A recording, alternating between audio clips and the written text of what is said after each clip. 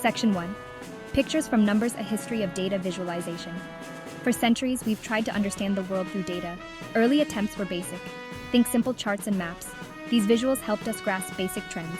The 1800s saw advancements.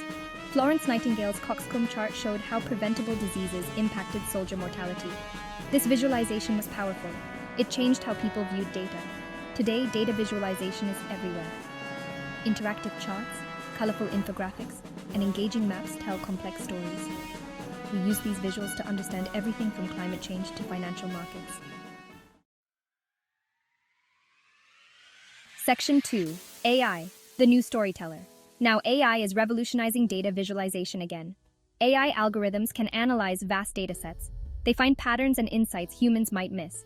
This leads to more meaningful stories. One example is in healthcare. AI can process patient data to identify risk factors for diseases.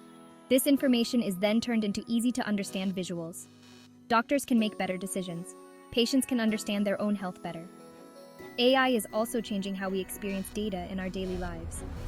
Think about personalized recommendations on streaming